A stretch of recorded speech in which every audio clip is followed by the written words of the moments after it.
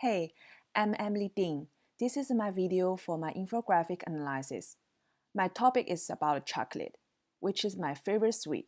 In my video, there are two parts to go through. Part 1 is 5 forms in visual potential, which is appearance, relationship, time, numbers, and location. The second part is how I emulate my model through different concepts, which is how I learned from this class by analyzing and applying to my own work. Part 1 Visual Potential. The visual potential is being represented in a visual form to communicate how something looks like or convey the message visually, such as numbers, locations. The first form in visual potential is the appearance. My topic is about chocolate, so the first image in my mind is a chocolate bar. Using an appearance can easily depict what the topic of infographic it is. I created a cocoa fruit what came from a cocoa icon. I used the Illustrator to draw two different presentations of cocoa fruit. One is with shell and the other one is without shell. In relationship display, I drew a chocolate ball that presented in a 3D effect so that it could show different ingredients clearly. Also, in my timeline, I applied 6 appearances for making chocolate in 21 days. Through these icons, readers can easily understand the process with time by using relative positions. The same way applied to the location is that using a globe to present the top 5 cocoa production countries. Relationship. I learned how diagrams with objects connected by lines that represent links between those objects. I applied this concept into my chocolate ball with a different color pattern to communicate other different ingredients such as cocoa powder, cream, and sugar. Also, I used the same category to present my timeline for each event. Readers can easily understand each making progress by connecting different icons. Time. Before I started time potential, I asked myself, when did things happen relative to each other? Time is quite crucial in infographic because it has the potential to be conveyed visually for the information that people can easily find a relationship between time and objects. In my case, I applied a magnitude of time, which was presented in different durations of days. I used a number to show each progress. It indicates merely when each making step occurred relative to each other by different time series. Meanwhile, I applied a background and a frame for each icon to declare the progress as well as the relationship. Numbers. For numbers, there are 2 plots to convey the information. The bar chart that I got data from a website called Flavor of Cocoa. It's a database that includes all chocolate brands in the world over 10 years. I only focused on the US area in 2017 and applied the data sheet into Tableau. The initial rating score is 1 to 5. After I cleaned up the data and got that no scores were below 2 and over 4, so I categorized the rating from 1.5 to 4.5. The percentage of each bar presented all the US brands with their rating. Most of the brands were 3.5 score because of the highest total amount in the system. The pie chart conveys information about portions of different areas. With these percentage numbers, readers can get to know what the highest production came from Africa. Locations. In my location part as a form of visual potential, I used an appearance to depict the top 5 countries for producing cocoa in the world. It presents different places visually on the map to tell readers where they are and what the names they are. I also applied design considerations for the US map. I emulated my visual language model by using a group of polygons to demonstrate all the locations with high ranking scores.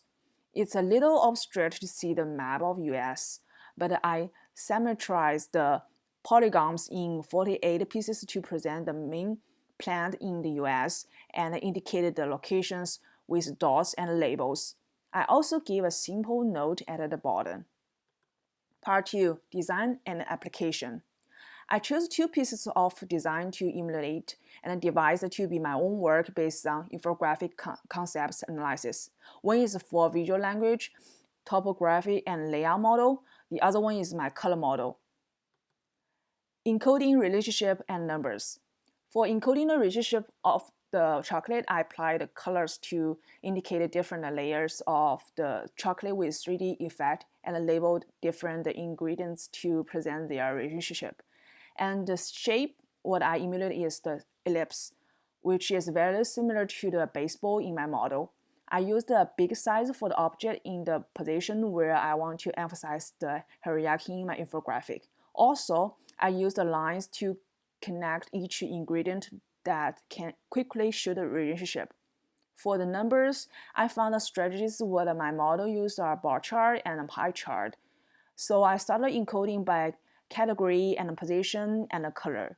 The year and location were choosing the current active years, and the US, I pivoted the table, made a simple calculation for the total amount to present the percentages of each rating score. The most common encoding for numbers is rating versus percentage. The most common encoding for categories is white outlines, the shapes such as colorized pie chart. I want to keep the simple relationship to show how the connection it is. And the bar chart was present different percentage by flavor rating in the US. And the pie chart is showing the rate of producing cocoa bean in different areas. For the bar chart, the information was given from left to right, score from low to high. The position of the pie chart just combined all percentages in an ellipse shape with blue, orange, and white colors. My choice for the color model is a dark brown background with contrast color patterns. For example, blue versus orange and dark brown versus green versus cream white conveys messaging in different objects. Through the complementary color patterns, the color element apart from the main color, which is neutral and intends to look warm, energetic, and interesting. I apply the contrasted color patterns to my infographic as my color model looks like. For example, I applied blue into the map of the US for the most important area because the color played as a secondary position in the infographic. I used the orange and the white to associate with the blue, which played primary roles in my location display. The presentation of the map is clustered with multiple polygons. Finally, I highlight the locations with white color as simple dots. Typography. There are two different fonts in my infographic. One is the PD Sun, and the other one is PD Sun Narrow. They belong to the same family fonts that released from 2009. The model used a PD Sun regular and bold for the main title and the body text. So I applied the PD Sun body case with a slightly loose letter and spacing for the main title, and the regular type for the body text. For PD Sun Narrow typeface, I applied it to all subtitles, annotations, and identity labels with mixed case. I adjust the text size to be more like my model. For example, I used 40 points for the main title and 12 points for the body text. Visual language.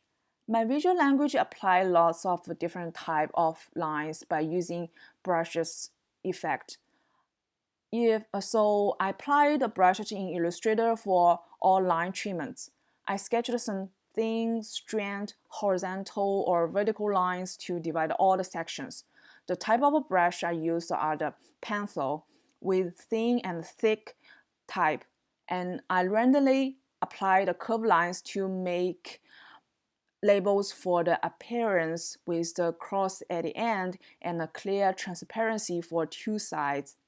For shapes, I used the rectangles and a pie chart to indicate the numbers and applied the circle circular shape repeatedly to make the chocolate appearance. My model for bar chart doesn't contain the filling, but making the color can keep the consistency with other object and also associate with numbers dynamically. So I apply the blue color for the bar chart. The map I present contains multiple polygons which emulated from the model carefully. The patterns what I used in texture for all objects are scribble lines with light shading and sun spacing. Visual hierarchy. Visual hierarchy is a presentation for visual attention based on different combinations with color, size, or any other related elements in different layers. It can influence the ordering what we see from these elements. In my case, layering refers to how easy it is to distinguish my visual appearance from each other. My color model is based on blue and orange. It's a pair of contrast color pattern. I applied two contrast color patterns, blue, orange, dark, and white, present my most visual potentials to attract attention. Moreover, the layout is the asymmetric style for left and right side. Since the model I choose is focusing on the objects and the graphics more than the text, I drew the appearances bigger than other shapes. Also, my infographic has more information than the model has. I adjust the size for the shapes and labels so that it didn't look too condensed. To show different levels in my infographic, I use the divided lines to separate different sections through up and down vertically and left and right horizontally. Unity and variety. Unity is the visual quality of the whole thing by using current color, size, or other related elements. I use the blue colors for most filling of the shapes in the right side and apply the brown color patterns for the chocolate and the progress in the time section. To keep consistency for the map, I use the same size for the polygons. The labels I applied are the same size. Also, the numbers in the graphics at the bottom or at the top contain the same colors. All the titles, subtitles, and body text are the same colors as well. Variety is the combination of different art elements in different ways that can increase visual interest. The different size for labels, body text, annotations, and description in time sections can show the different level from each other dynamically. And I want my infographic to be more interesting, so I let the size of the globe and chocolate be bigger than other objects. I applied orange for numbers and blue for the filling in the bar chart.